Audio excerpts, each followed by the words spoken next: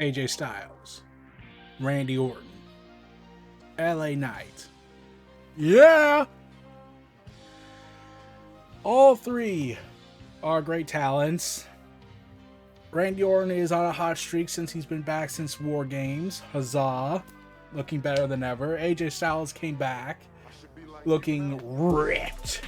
And LA Knight is, yeah. And now I'm suddenly seeing people being hostile about LA Knight. Say, compared to these two, he sucks. Or that he was never good. He's just having a gimmick for him. And I'm just like, oh god, I knew this was I knew this was gonna happen. The moment the moment they were starting this, I had a suspicion.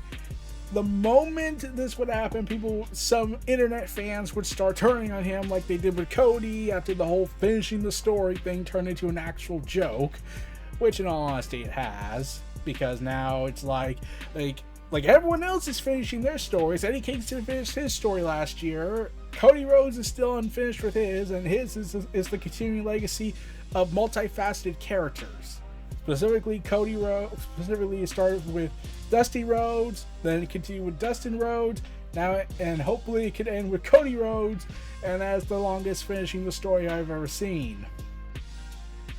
But yeah, LA Knight, AJ Styles, and Randy Orton. Heading into this match, I was like, we're going to get a good match. Shenanigans probably going to break out. I think Randy Orton's going to win because they've been building that. They wanted to have that match initially had Randy Orton not gotten hurt, and thus Triple H would never be able to oh god, I just thought of enough finishing the story. Triple H finished Vince's story by finally getting a match with Brock Lesnar and Roman Reigns going exactly as planned, which says a lot. So Vince will never get that credit. But Randy Orton was originally supposed to fight Roman Reigns, reports say, before he got hurt. So I thought, okay, they're going to continue back on the feud. Well, Matt Riddle's gone, so they're probably not going to reference Riddle at all. And so far from what I've gathered from the internet, it hasn't. LA Knight, AJ Styles coming back. LA Knight being on the hot streak that he is might have changed things. AJ Styles coming back looking the way he is with this new Lone Wolf 2.0 gimmick, because that's what TNA certainly thinks is going on. They decide to be like, hey, AJ Styles is back. Yeah, that's good. That's awesome. So anyways, here's this compilation about everything about the Lone Wolf AJ Styles we had. That is definitely not convenient whatsoever for timing. Which is something they're known for. They do this all the time with both AEW and WWE, so really it's nothing to be surprised by. I should be like you, Mel. But, yes. Nick Aldis announced that it will be a triple threat match between these three, and oh god, Roman Reigns and Nick Aldis are having a bit of a quiet, simmering Cold War between the two that I keep thinking it's going to lead to a match between the two down the road. Nick Aldis can still wrestle, so I wouldn't be surprised if they do a match with each other at this point, unless Nick Aldis is considered retiring completely. But let's just wait it out on that to see if they actually do a match for them. But yeah, Nick Aldis is standing up to Roman Reigns on the authority spectrum. Roman Reigns says he's the force of SmackDown, he's the leader, he's the dominant force, he's the authority, while actually having executive power. Whereas Nick Aldis has the executive power, but he cannot control Roman Reigns. But Nick Aldis is like, we'll see about that. Thus, Adam Pearce's status as GM of the year has been negated instantaneously because he mostly kept getting pushed around by Roman to the point that he let Roman do whatever he wanted. He even beat the living hell out of him once upon a time. Yeah, that was a thing. They robbed us of Nakamura and him for a while.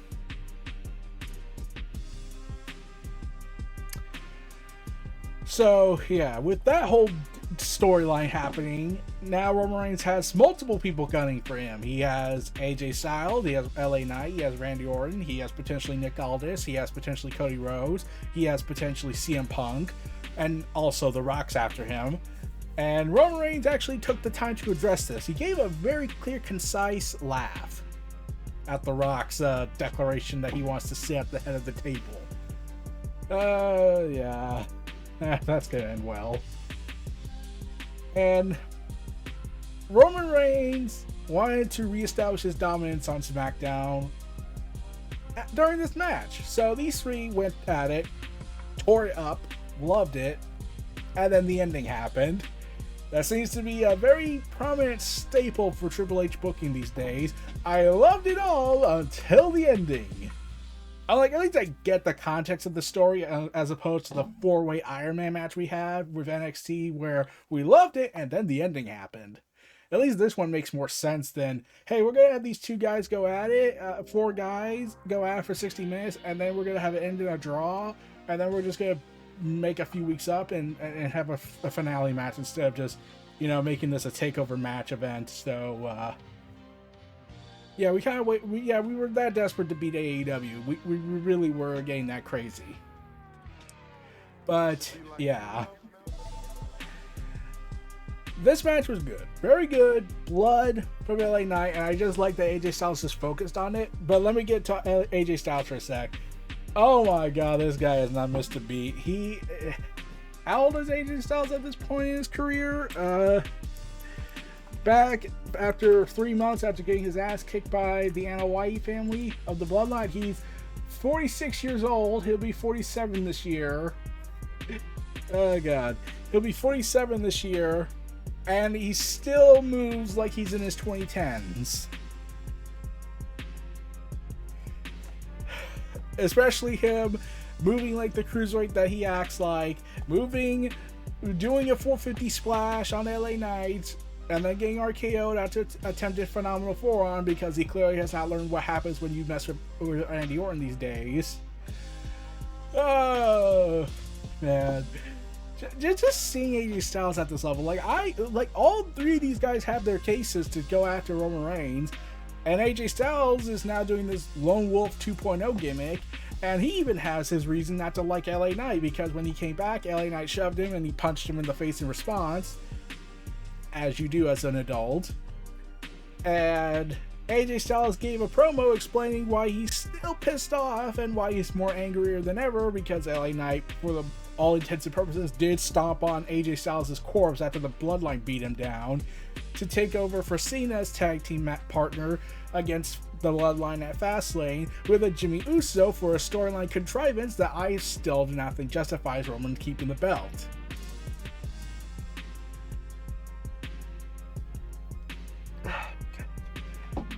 So yes, moving on from the plot contrivance talk about Jimmy Uso going back to the Bloodline, even though he's the reason the whole Civil War started, and kicking Roman in the first place, and Jay was all but willing to fall in line until Jimmy got this whole thing involved, until like, no, you need to have free will. No, that's too much free will. So, yeah, they probably could have found another way to work it, but even then, it's still contrived to me. Like, I get his reasoning, but it was like, it's only been 2 matches. Shouldn't the motive of Jimmy betraying Jey Uso and throwing away 37 years of brotherhood down the drain be more, what's that word? Stretched out? Like, have Jey Uso try to beat Roman at SummerSlam, Roman beats him, and then Jay becomes more and more obsessed, and then when Jay finally gets an opportunity, like probably at Survivor Series, this would require a lot of changes and all that to the storyline and his current structure. And then Jimmy turns on him, fearing for Jay's mental state, and then that causes the downfall, and then we get everything set in order. Like, okay, granted, that would require rewriting months of storylines, but you get my point, hopefully. So yeah, Jimmy's just back in the Bloodline, and Roman's just cool with that, because this is still WWE, and we still need to remind people we are immensely dumb as well. Even though we're doing better, and we threw out Kevin Dunn finally after all these years. Yes! So, that's going on. And then the Bloodline came out, beat the living hell out of everybody, Nick Aldis just watched with a simmering anger like, yeah, this is definitely bad, but I'll have the last laugh in a moment. As he just watches the Bloodline decimate the three competitors here tonight on the SmackDown edition of New Year's Revolution. I was almost going to say resolution because that's not what they used to call it for a pay-per-view event. But after the massive beatdown where Roman Reigns delivered a powerbomb to AJ Styles, and I was just like, does Roman do that often? Like, I know he does that Razor's Edge powerbomb where he tries to get a pinfall, but a straight up powerbomb since the Shield days. But like, I kind of wish he did that more. I could be wrong if he did it more. I don't watch WWE regularly like I used to, but still. But yeah. And then Nick Aldis grabs Paul Heyman by the arm. Paul Heyman goes full Karen mode and say, "Do not touch me. I am Paul Heyman. Now feed me grapes from your hands." Okay, I just wanted to be dramatic. And Nick Aldis just plainly tells him this, and I knew this was coming. Okay, congratulations. Tell Roman congratulations. He's earned a match with all three of these guys in a Fatal 4-Way match. See ya. But here's the thing. I knew that was going to happen because Roman Reigns clearly has not learned a damn thing when it comes to holding your throne and trying to dismantle the competition. Because the last time someone did this, he was also a Paul Heyman guy, and it got him a match with both Cena and The Big Show at SummerSlam of 2012. Yeah. So after that, I didn't even mention Paul Heyman's promo against The Rock, everybody, Cody Rhodes, CM Punk, and Paul Heyman congratulates Punk being back and talks about the continuity because it's like, oh my god, can we please get more continuity from these guys and reference people who aren't there anymore just to keep this a continuity going here. I don't think they've mentioned Rated RK Bro since Matt Riddle got fired.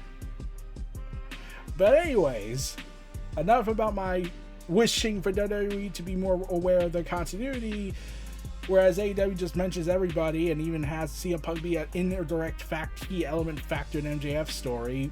That's a whole different topic. I covered that in my video at the end of 2023. But here's the thing I loved most about this. Normally when you get that kind of announcement where Roman is now going to fight, where the champ's going to fight all the opponents he just hit, Nick Aldis would just tell Roman that. Instead he tells Paul Heyman that, and you would think, okay, that's when Paul Heyman, he's gonna go in the ring, he's gonna tell him. No, he's not. Roman still is unaware, and Roman's still acting like he won the big bucks. Well, he certainly did, and blissfully ignorant to the whole fact. And ending on a cliffhanger. And I was like, well played. Instead, Roman learns this during a digital segment on YouTube, where Paul Heyman breaks the news and looks like he's about to break down in tears, seeing Roman Reigns just pacing around, getting pissed off, grabs the title, shoves it into the camera, and then tells his wise man to fix this. Now, I don't think you can fix the general manager of this. But I get the feeling Nick Aldis did this for two reasons. One, he did this because if Roman Reigns found out right now, he's going to attack him, and Nick Aldis does have self-preservation, and he'll probably destroy the set. So, there's that. Plus, it's Nick Aldis versus three big tough dudes, and Paul Heyman. So, self-preservation's kind of on his mind, while also getting one over on Roman. So now the Royal Rumble match event is going to be a fatal 4-way match. Roman Reigns versus LA Knight versus AJ Styles versus Randy Orton. And I'm going to be real. We know Roman's winning this. We definitely know that, especially with The Rock here. Now that's his big insurance policy. I'm curious as to know now who's taking the fall. Because this is where my worry comes in, because it's like, Randy Orton can say this, well, I can't do it. I'm currently on a hot streak after I just got back in November. AJ Styles has the case of, well, I can't do it. I just got back and I'm ripped as hell. So then everyone looks at LA Knight and he just goes, well, shit. I'm the most over star. I shouldn't be pinned. Well, we can't have Roman get pinned. And these two just got back, so LA Knight prepared to take another fall against Roman. You poor bastard. Oh, if only he was an NWA champion. Though I find it funny thinking about it because if Nick Aldis is technically working with the guy who was at one point supposed to dethrone him in simpler times, and then everything went to hell, and then Billy Corgan went ahead and wrecked everything, and then WWE bought LA Knight, so yeah. But yeah, so I think LA Knight's probably screwed in this whole thing. He's going to be the one that takes the pin. Especially when a report came out that confirmed that, yes, Randy Orton was supposed to fight Roman at the Rumble one-on-one, but they didn't want Orton to lose so quickly after his match, after just coming back. So, yeah, AJ Styles might have less of a case to be protected because, well, it's AJ Styles. He's kind of all right now, even though I kind of do want to see AJ Styles versus Roman one-on-one down the road. LA Knight might have a chance to not get pinned though, but I get the feeling he's going to be screwed if AJ Styles continues to get this hot streak going with him. And plus, he also has an active storyline going on with the Good Brothers and the Club, since he seems to be distancing himself from it because he's currently going through his massive emo phase. We'll see. We're still a few weeks away from the Rumble. Roman Reigns is probably going to try and pull more shenanigans out of his ass just to somehow get out of this, but not really do anything successfully. Then they're gonna do this big match. It's probably gonna end. It's probably gonna go down like this. I'm already thinking it. They're gonna take out Roman really early, and then he's gonna be gone for like half the match, and then comes back and wins it all because that's the nature of him getting the Brock Lesnar treatment. Because now they want to because now they're damn certain they want to keep Roman healthy enough so he doesn't get hurt, so we can get The Rock versus Roman and move on with our lives. Since The Rock's schedule is cleared up and he's now calling out the head of the table. So, good luck carrying the load, guys. But at least Kevin Dunn's gone, so we can say goodbye to camera jump cuts every single second of the day. It will be. I'll miss the memeing though of the Master of 1001 cuts in a second. But that's about it, everybody. That's all she wrote. This was your host, Eric Brown of NRE, Neo Reality Entertainment, NRE The WrestleVerse. Feel free to like, comment, subscribe, check out our content in the description below. Stay tuned for more. I'll see you all again next time. Peace and take care and enjoy 2024, everybody.